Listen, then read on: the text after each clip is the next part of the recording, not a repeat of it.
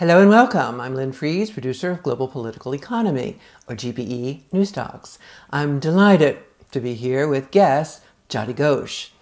We'll be talking about her op-ed, The Fertilizer Conundrum. A renowned development economist, Jayati Ghosh is currently professor of economics at the University of Massachusetts in Amherst. Prior to that, she held a long-standing professorship at Jawaharlal Nehru University in New Delhi. She's founding member of IDEAS, the International Development Economists Association.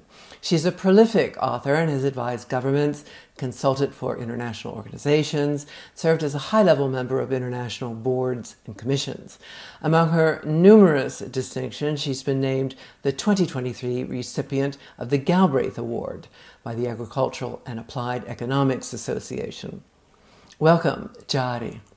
Thank you.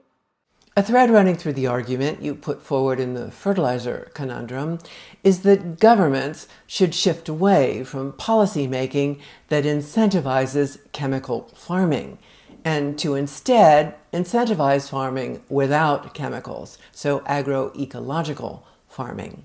The larger argument being that when it comes to the production, distribution, and consumption of food, there needs to be a major paradigm shift from decades-long practices that favor industrial food and agriculture. And to give viewers a quick take on why, I'll briefly cite some opening lines from your op-ed. To quote, "The global food system is broken. Largely dominated by multinational corporations, it enables and encourages unsustainable and unhealthy production and consumption patterns and generates enormous waste across all stages of production and distribution. The global food system also produces massive greenhouse gas emissions, thereby inflicting substantial ecological damage, and deprives small-scale farmers in many countries of secure and viable livelihoods. Perhaps worst of all, food access remains profoundly unequal, causing extreme hunger to increase rather than decline." Let's start with some thoughts on corporate concentration in the global food system and what's happened as a result of that. Actually, what we don't realize often is that food is one of the most concentrated industries in the world. And it's concentrated at two different levels. It's horizontally concentrated, that is to say, every subsector has got a few players who dominate that industry. But it's also vertically concentrated, that is to say, literally from farm to table.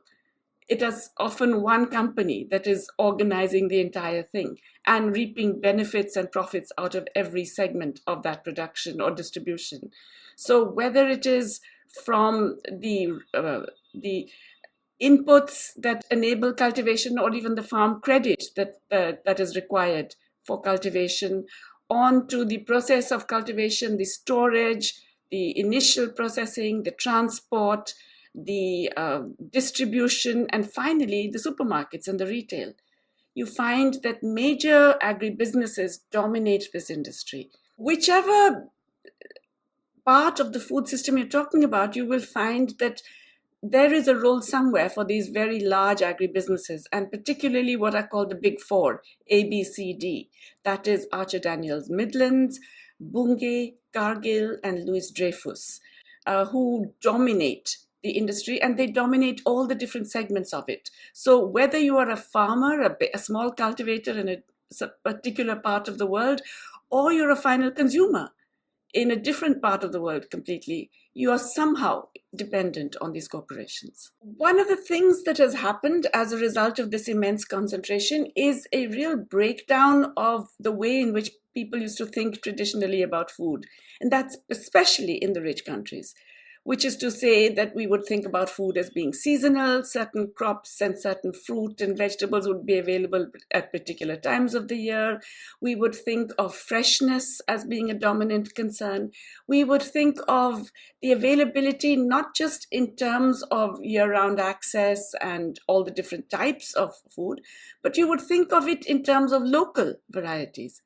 Now, that's no longer the case, especially in the advanced economies. Consumers are accustomed to strawberries year-round. They're accustomed to fish from every part of the world and animal products from every part of the world. And vegetables of all kinds and fruit of all kinds available whenever they want. Now, there's something that is unnatural about this. And the way this is done is not only through massive storage and transport facilities, which are, of course, hugely carbon emitting, but also through ultimately undesirable ways of storing and encouraging particular types of consumption that often turn out to be quite unhealthy. So we are encouraging, and in fact, it's partly marketing by the major retailers as well. We are encouraging much more processed food consumption, which is much more unhealthy. We are encouraging the uses of additives, of preservatives, of different kinds of chemicals that are required to transport food over long distances, including fish and seafood and things like that. We are encouraging a lot more meat consumption than in the past, and especially meat that requires huge amounts of land just simply to feed to enable the grain that will feed them. And so in many, many different ways, we're encouraging unsustainable consumption, but then we're also encouraging unsustainable production because we're trying to maximize the productivity of the land, no matter what it does in terms of the chemical additives that we're using. We use chemical fertilizers, we use chemical pesticides, we use various kinds of additional inputs. We know that this has an impact on soil quality. We know that this can even have an impact on the product, on the crop, and can affect how healthy those are. But we keep doing more and more of that because we want to maximize the yield. And we're increasingly getting into genetic modifications, which are designed not only to sometimes avoid the chemicals, but more often to give you the perfect crop, the perfectly round red tomato, the perfectly shaped potato, the perfect egg, and so on and so forth. We're looking at different types of genetic modification that are designed to appeal to a very standardized consumer and to enable much greater preservation over long distances for transport. So all of these add up to really quite an unhealthy system of production and consumption. But it's also deeply unsustainable from the point of view of the planet. So it's unhealthy for both people and planet because, of course, it's massively carbon emitting, but it also erodes the soil. It also leads to lots of other kinds of concerns about the ecologies in which these plants are grown. To give viewers a picture worth 1,000 words, I'm going to put up a visual on corporate concentration in the food system. And this graphic shows different sectors of the agri-food supply chain and the percentage of the world market that the top firms control. So from seeds to agrochemicals to fertilizers that we're discussing today to farm machinery, animal pharmaceuticals, the global grain traders, so the big four ABCD firms you just mentioned, to the food and beverage processors, and last but not least, retailers. In making the case the global food system is broken, why in this op-ed do you focus on fertilizers? Actually, I was concerned about fertilizers, of course, because of the fact that, the recent increase in prices has been largely driven by profits, as in so many of the major commodities in the world over the last 2 years. But also because to me, it represents a dilemma that is at the heart of so many of our policy decisions over the last couple of years, which is the dilemma between what we need to do in the medium and long term and what is the immediate short-term kind of policy response. And in the case of fertilizers, we've had a dramatic increase in prices over the last few years, which is, of course, bad news because it affects especially small cultivators all over the world. Many of them are now finding it unaffordable to use fertilizers. And if you don't use them, that will affect yields, that will affect local food supply. So it's not just the livelihoods of farmers, but it's also the ability of many developing countries to produce the food that they need. All of that is affected. So how do you respond? And the immediate attempt is to respond by somehow reducing these prices or subsidizing fertilizers when countries can afford that. That's in a way counterproductive because, as I've said, fertilizers are part of a chemical input dependence, which is not really healthy and where we really do need to be thinking of alternatives, and we have alternatives. It's just that those alternatives will take time, they will be more expensive, we need to invest a lot more in them. And instead of doing that, we quickly try and somehow manage the big increase in fertilizer prices. Your op-ed cited a study on profit-driven price increases in fertilizers, aptly titled "A Corporate Cartel Fertilizes Food Inflation." It was published by Grain and the Institute for Agriculture and Trade Policy in May 2023 as an update to the fertilizer trap, an earlier report on the rising cost of farming's addiction to chemical fertilizers published in 2022. A graph in that study shows the total profits of the big 9 fertilizer companies over the past 5 years, so 2018 to 2022. According to this study, these profits exponentially grew from an average of around $14 billion before the COVID-19 pandemic to $28 billion in 2021, and then to an astounding $49 billion last year. Give us some context on this dramatic rise in fertilizer prices. Yes, I think, the evidence is now mounting across the world that so many price increases of the last 2 years have been delivered by increasing profit margins. I mean, even the IMF has come up with a study now that more or less confirms this. When my colleague Isabella Weber mentioned this way back about 2 years ago, she was pilloried for making this argument. But now it's actually become accepted wisdom that the recent period is not one where supply shortages were the dominant reason for price increases. It's really that the news about possible supply shortages, whether because of COVID-related transport constraints, or because of the Ukraine war and the impact this might have on Russian and Ukrainian exports, was used by multinational corporations in energy and in grain. It was used by them to jack up their prices, basically increase their profit margins. So Russia is a major exporter of fertilizer, and even though it wasn't really that Russian supply was affected, it turns out now we have the evidence it wasn't affected. But major fertilizer companies could simply use this and say, oh, look, fertilizer is bound to be affected, so clearly the price is going up. And so they increased their profit margins from about, I think, 22% to as much as 36%. Dramatic increases in profits over sales. Explain more about the issue of government responses to this increase in the price of chemical fertilizers. I think there are two issues here. And one is the fact that, as I mentioned, there's this contradiction between the short-term response and the long-term response. But the other is that, also you should be seeing these rising prices as a way of shifting production and consumption away from something that is essentially not desirable. And that is true of fossil fuels, and it is also true of fertilizers. In fact, as you know, a lot of fertilizers come out of fossil fuels. So there's a strong interdependence between the two. So yes, in the immediate case, what do you do? Well, I think there is a very strong case to do a windfall profit tax. And those windfall profit tax should be so high as to discourage attempts to just raise prices because you think you can get away with it, which is what's been happening over the past couple of years, really, for both the fossil fuel companies and fertilizer companies and a bunch of other corporations, really. But also a strong case in certain countries for price regulation, for saying, well, no, you can't really increase these prices because it's not justified by your cost increases. This is something that's been done not just in socialist countries, but it's been done in the United States in the wartime. I've been reading about Galbraith's price controls during and after the Second World War, for example. So it's possible to exercise price controls in sectors that are seen to be strategic, important, essential. But that leaves pending the larger question. Now, how do we then convert this broader problem into a possible opportunity?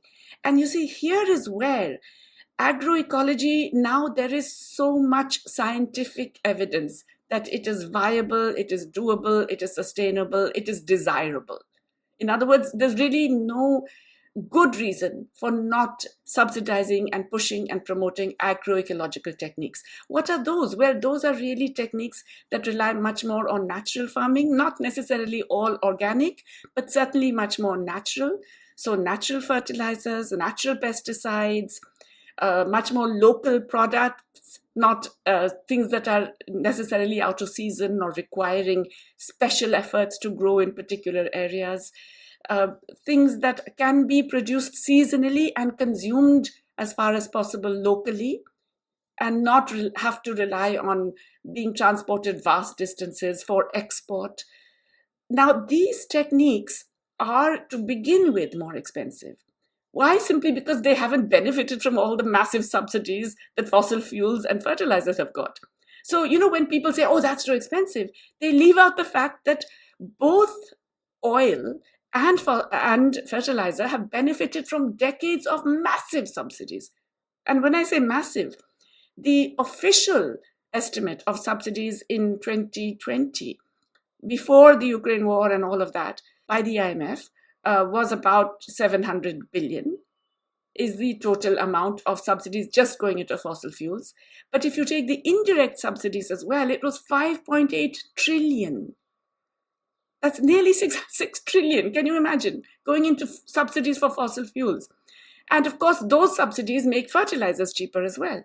And in addition, many countries then further subsidize fertilizer. So we are actually making it much cheaper than it is. And then we're saying, oh, agroecology is too expensive. Whereas if we shift some of those subsidies away from fossil fuel and fertilizer to agroecological techniques, we will get healthier outcomes and more sustainable outcomes. It's not so hard to understand how decades of massive subsidies for the fossil fuel and related agricultural chemical industry has resulted in a global food system where so many of the world's farmers and countries are dependent on agricultural chemical input. Comment more on the challenge for those who want to shift away from chemical fertilizers. So the shift away from chemical agriculture cannot be abrupt. It can't be something that you just do like that. It has to be a much more thought out, careful, sensitive transition. So for example, in Sri Lanka in 2021, they did this massive rejection of chemical fertilizer import. And that proved to be a complete disaster for the farmers in the country, for agricultural harvests in the country, for the economy. You can't do this kind of thing, which will dramatically affect farmers' ability to produce their yields and their incomes without providing some compensation and without easing it over a longer period. So this has to be a transition which you begin now. So the point is not to say, well, we will do this at some point in the future and we'll just suddenly do a big dramatic shift. No, the point is to say we start this year. We start this year by subsidizing, providing farmers with special subsidies if they are going to engage in agroecological practices. Give us a bit of a glimpse of the situation in India with respect to all this. India is a subcontinent that is full of all kinds of cultivation practices and farmers. So we have everything. We have farmers who are completely dependent on chemical agriculture and want to continue that dependence. And we have those who are interested in agroecology and doing alternative farming techniques. We have women farmers groups who are not even recognized as farmers in the official data. We have many different kinds of groups who have all remarkably come together. Now, in their demands, they have a huge list of demands. Some of them are in fact contradictory because of the nature of that very disparate movement. Some are saying continue subsidizing the chemical agriculture. Some are saying shift those subsidies to more sustainable practices and techniques. But all of them are saying that you have to keep farmers in mind when you're formulating policies about food. You cannot design policies for food consulting only with corporations. You have to talk to those who are actually producing the food. And I think it's that central point which governments miss and even international organizations miss. You link the need for this shift in production from chemical agriculture toward more natural agriculture to a shift in patterns of consumption. Expand on that. What we have today, as I mentioned, why is our global food system broken? Because we have a pattern of consumption encouraged by this heavily concentrated agribusiness that I mentioned, which is deeply inequalizing, but it's also ridiculous because it encourages malnutrition. and malnutrition of both kinds, undernutrition and excess nutrition, that is to say, overconsumption, obesity, and all the illnesses that come with obesity. And that type of food consumption is being pushed by retailers who are parts of the same big nexus of agribusiness that I've mentioned, even in the developing world. So we now have crises of obesity, let's say in countries like South Africa. Often in the same household, you will find undernutrition and malnutrition because of obesity in the same household, because the poor are underfeeding themselves or they're overfeeding on junk food and on processed foods, which are deeply unhealthy. In some of the Pacific Islands, you have diseases, heart disease, diabetes, all kinds of things coming from the consumption of processed foods, from particular types of very fatty meat products that are pushed and encouraged and advertised by these global marketing agencies. And so you get all kinds of new illnesses coming because there is a push towards a certain kind of food consumption that is not just unhealthy. It doesn't really help in giving you better nutrition, but at the same time, it's very important for the profits of these major corporations. The rich in the developed world are now very conscious of this, and they eat healthy, and they eat organic, and they eat local, and they eat slow food, and they've got all of that. The poor in the US, on the other hand, eat more and more of the processed food. And they eat excessively large portions, which are again pushed by lobbies. And they eat much more fat and sugar-based processed foods, which are made cheaper than natural, healthier foods. As I noted earlier, in the op-ed, you say that perhaps worst of all the things wrong with our global food system is this point you just made, that food access remains profoundly unequal. So comment briefly on that. So effectively, the political economy of food. Food has always been, at one level, it's central to human existence. At another level, it is deeply indicative of all the divisions of society and economy.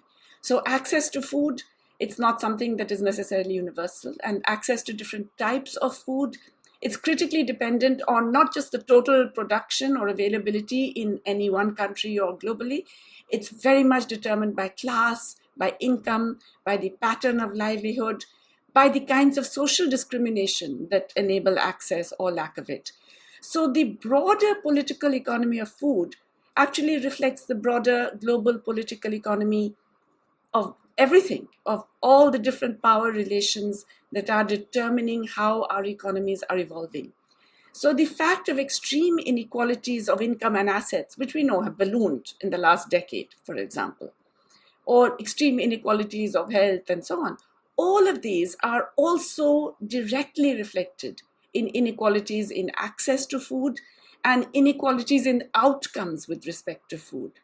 So as I've mentioned, whether it is malnutrition because of undernutrition or malnutrition because of nutrition of the wrong kind, which gives you different kinds of diseases, all of these are very much reflective of the broader tendencies of inequality in our economies. So this kind of commentary is conspicuously absent in mainstream media. Instead, agribusiness, whether chemical fertilizers and pesticides, GMO, or next-generation products like gene editing, is presented as the solution for feeding the world. I think there's a real problem in the way in which agribusiness and global media have worked together to sort of make people feel that there is no alternative, that we have to have this pattern of production and consumption of food because that's the only way in which people will be fed. We now know that the food problem is ultimately one of distribution, and that there's surplus and excess and wastage. 40% of the food in the world is wasted, while huge amounts of people, billions of people in the world, are going hungry. And they're going hungry not just because of failure of global supply, they're going hungry because of local supply failures and because their livelihoods are not enough for them to be able to afford food in the poorer countries, which are affected, food importing countries, which are affected by exchange rate changes and economic distress and lack of employment. So we know that the causes of hunger are different. And yet we persist in thinking it's a problem of aggregate supply. It's not. Even today, the attempt to reform agriculture in Africa is unfortunately going in the wrong direction. It's led by an initiative called the Alliance for Green Revolution in Africa, AGRA, which is really something driven by the major foundations and the Gates Foundation in particular, but has got the support of the World Food Summit. And AGRA is really pushing this chemical agriculture that I have been talking about. I'll just jump in to note that there's a tremendous opposition to a decades-long initiative driven by the Alliance for Green Revolution in Africa. To cite one such example, the Alliance for Food Sovereignty in Africa has called upon agri-donors to end support for Green Revolution programs in Africa. This in a letter that critiqued the Alliance for Green Revolution in Africa as an unequivocal failure. And ASA is the biggest civil society movement in Africa, and unlike Western philanthropists like Bill Gates, what they want is a transition to agroecology as the dominant farming and food system in Africa. In fact, AGRA's own assessments and independent evaluations that they have commissioned all indicate that they haven't been successful. They haven't achieved their goals. That the so-called successes they have achieved, the minor increases in yields in a few countries and so on, are nowhere near their stated ambitions, and that in many cases they've actually made things worse, if not stagnant. So to push a chemical model of agriculture at this point in humanity, when we know that there are better alternatives available, is not just irresponsible. I think it's really counterproductive, and it's going in absolutely the wrong way. The point about chemical fertilizers is not just that they are bad from the point of view of, say, CO2 emissions, which they are. I think they contribute about 2.4 of global emissions at the moment. They are very strongly related to the fossil fuel industry. A lot of the nitrogenous fertilizers come out of fossil as a byproduct of fossil fuel production. So again, it's very closely related to the whole carbon emission problem. But they also have a terrible impact in terms of farming itself. They lead to soil erosion, they lead to the degradation of the quality of the soil, they have implications for the quality of the output and the crops, and even for the health of the crops. So chemical agriculture is bad for the ecology, that is, it's bad for the local area, the land, the nature around it, and it's bad for human health. And of course, it's also then bad for the planet in terms of carbon emissions.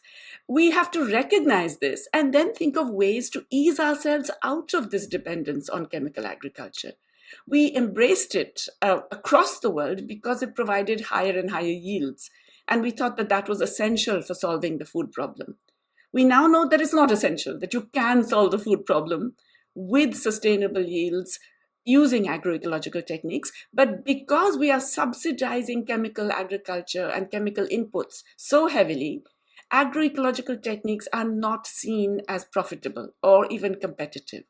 So we have to shift. We have to shift our subsidies away from chemical agriculture towards more natural agriculture. Talk more about power relations that, as you commented earlier, are determining how our economies and more specifically food and agricultural systems are evolving.